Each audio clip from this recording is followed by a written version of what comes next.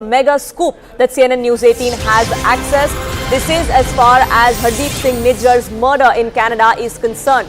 We're now learning from our sources that the ISI seems to now be involved. Nijjar's son's statement suggests that it was an ISI job that ensured that Hardeep Singh Nijjar was killed in Canada.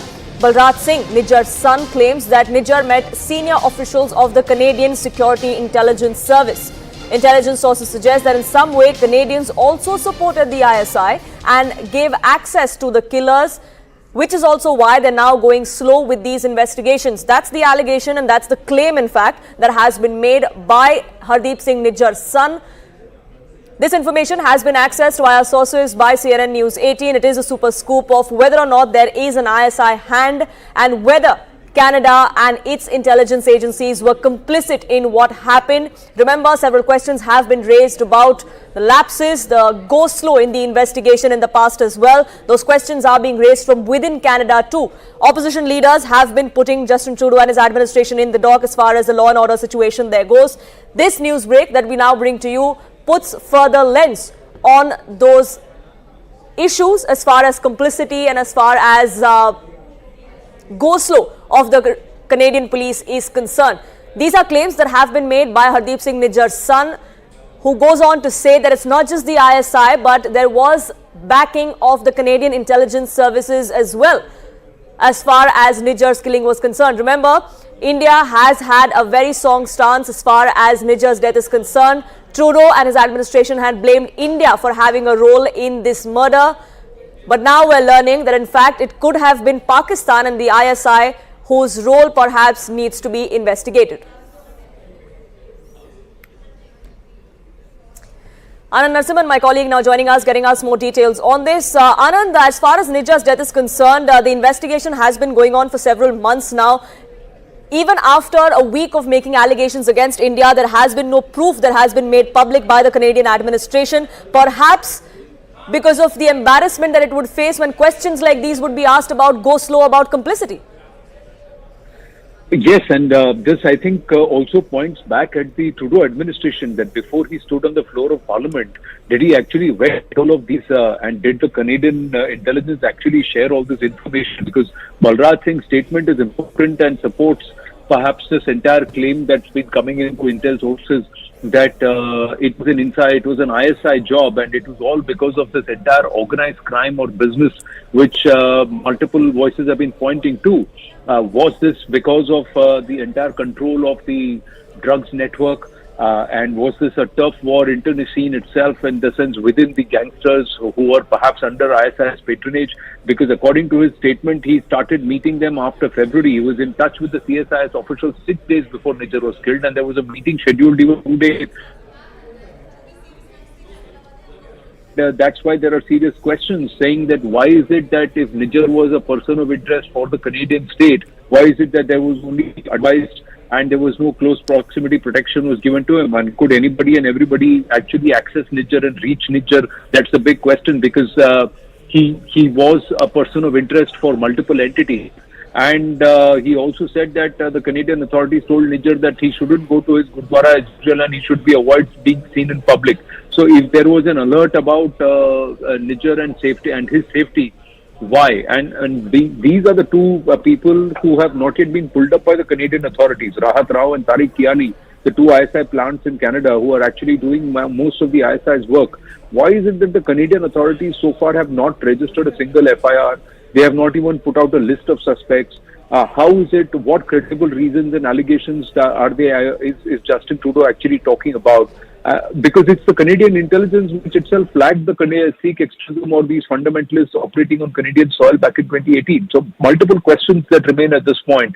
And we are given to understand that there are more and more events or also instances and evidences that thing in terms of who controls the turf, who controls the market, and it was also getting it's about cuts and it's about pay dice of the market. So that's the reason why, and the ISI had enough of Nijjar. The ISI had coopted this back in 2017, that the ISI was trying to co-opt him and trying to use him for their narrative and for their own agenda. But now it looks like somewhere that he had become a person of non-interest or non-utility, or he had become too big for their boots, for their liking, and they wanted him out.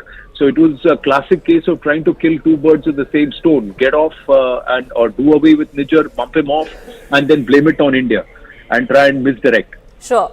Sure. Questions are also being raised about the go slow on the investigation, isn't it, Anand? What we've gathered from our sources is that how the police did not arrive in time. There was jurisdictional dispute that took place. Then there was the fact that several eyewitnesses or nearby businesses weren't even contacted for their testimonies or for their perhaps security footage and things like that. So it seems like the police either were purposely not looking into these angles or were just groping in the dark.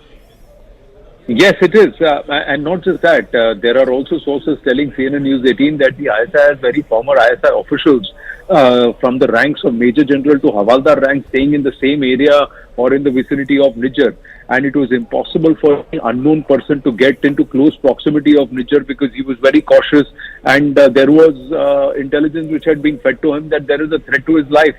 And he had been up and about threatening people. And since the death of Ripudaman Malik, there were supporters of Ripudaman Malik also who were targeting him. So there is a huge business and a turf angle to this, which is connected to drugs, which is connected to arms, it is connected to gangsters. Yes. So, and Nijjar was becoming powerful. Somewhere, there were people who wanted to clip his wings or somewhere cut him off totally. That seems like the case. Anand, thank you so much for getting us the latest on that. Pathik with Payne, security analyst, also joining us here on this broadcast. So thank you so much for speaking with us here on CNN News 18. It's no secret that the ISI has been propping up Khalistani sympathizers in multiple parts of the world, including in Canada, like Hardeep Singh Nijjar and many others. Could perhaps this be a case of an asset turning into a liability, which is why the ISI stepped in and perhaps bumped him off? Well, it has always been like that with ISI and the the kind of elements they groom over a period of time. See, I think ISI also was in an anticipation that over a period of time, Article 370 would be inoperative, would be made inoperative, and Kashmir will go out of control of ISI and Pakistan, and that is exactly the way it has happened. That's why I think they were grooming these elements to foment problem in the name of Khalistan in Punjab again, and for that they actually took in rookies, trained them, made them powerful. Anand mentioned about the narcotics cartel, the arms cartel. There is an immigration cartel as well. Whoever gets immigrated to Canada from Punjab, they have to pay a considerable amount of money. That's what I've heard.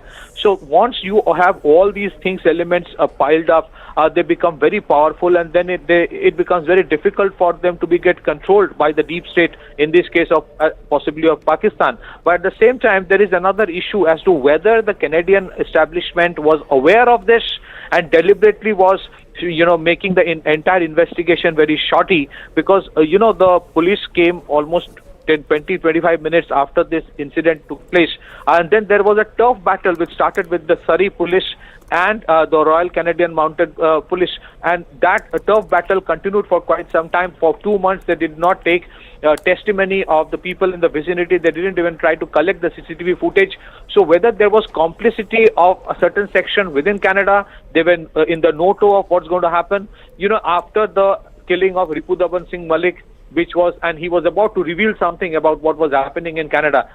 Just before that, he got killed. And something like this happening in case of Nijjar. So I think it is, again, as you rightly mentioned, about an asset turning into a liability. And that has, if you look at the entire history of CIA, if you look at the entire history of ISI, they have time and again created these assets out of liabilities, and then those assets beyond the time becoming liability in turn, because either they were very powerful or they were trying to reveal something. So it's a very complex situation, and there are, I'm sure over a period of time it will be revealed how there are certain deep state elements, not just from ISI but from the Western countries as well, who are propping these elements up just to create problem for India because of its success in G20 presidency, because of its independent foreign policy, because the manner in which India has come up as a voice of the global South. And I think as India progresses, emerges as a more powerful economy, you would see these things coming up from the West. The West need to decide as to whether they are with a sovereign country called India, or they are for all those elements who are secessionist in nature.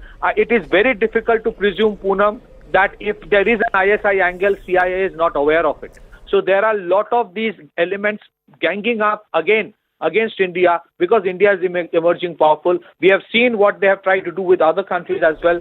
And I think while we have good friendship with many of the strategically strong countries of the West, Yes. I think the West needs to come clear that as a country, India wants good relation with them, whether they would reciprocate it that way or not, or whether on one hand they will extend the hand of friendship, and on the other hand they would actually also extend the hand of friendship to those organizations who want to break India. So the Sure. ISI hand is definitely there, no doubt about it.